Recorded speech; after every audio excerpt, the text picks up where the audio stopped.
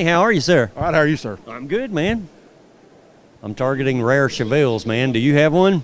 Yeah, I believe I do here. It's yeah, Royal I think Plum. you do too, man. I don't recall seeing this color on any other Chevelle that I've looked at. What do you call that? Royal Plum. Royal Plum. Mm-hmm. Okay. Yeah, the 1 year only color in '67. Yep. That's why we didn't see it, viewers. There's only 1 year they produced this color. What about any other cars? Did they put it on any other vehicles? Actually, they did. They used it on the Camaros and the Impalas and the Caprices, and for sure, we know we used it on them. I've seen a few more of the Caprices and Impalas than anything. Wow, I don't recall seeing it. You know, as many cars that I've done, you know, been out in public at these shows and all, I don't recall seeing it, and I may have and just not known what I was looking at, you know. Yeah. I get educated every time out on this stuff. Ernie's fixing to tell me all about the rare Chevelle here, man.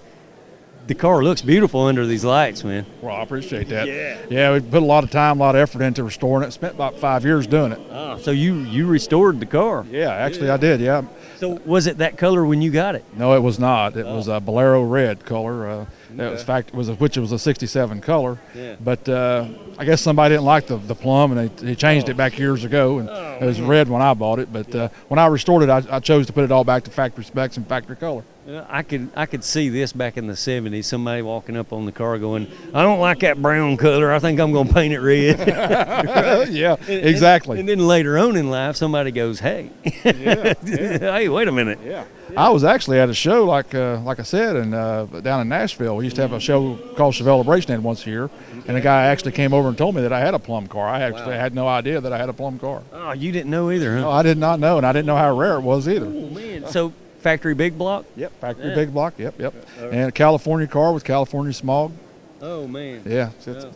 So you deleted all that smog crap and threw it away, right? No, we didn't do that. You didn't? Nope, we put it all right back on there just like she rolled off the assembly line. No, man. Everybody deletes that stuff. I do too, and throws it off the car, you know? Well, not on this restoration. We chose to put it back. Wow, okay, so you're period correct, man. Yeah. Right down to the T's. Down to the T's. Let's pop the hood and check it out. Cool.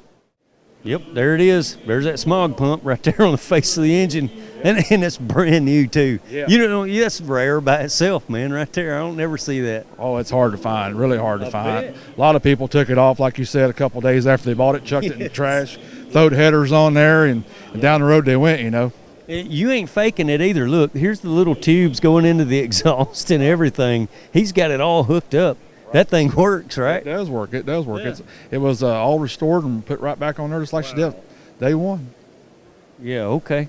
that's cool. All right. Check it out. Yeah. Like it. I love to see this kind of stuff. Yeah, that's the refill for the washer bottle Yes. here. You know, Yeah. you have a little extra in case you run out. Yep.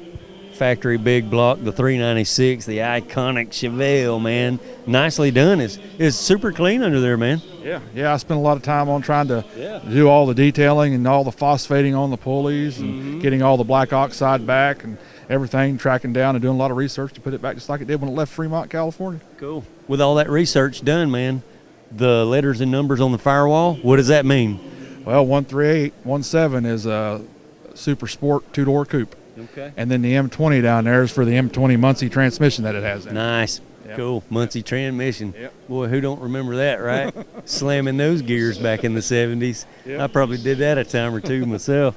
Love that stuff, man. It's a lot of fun to drive, ain't it? Oh, yeah, it's a lot of fun to drive. Ernie in the crowd, he's cruising down strip out here, waving at the crowd. Yep.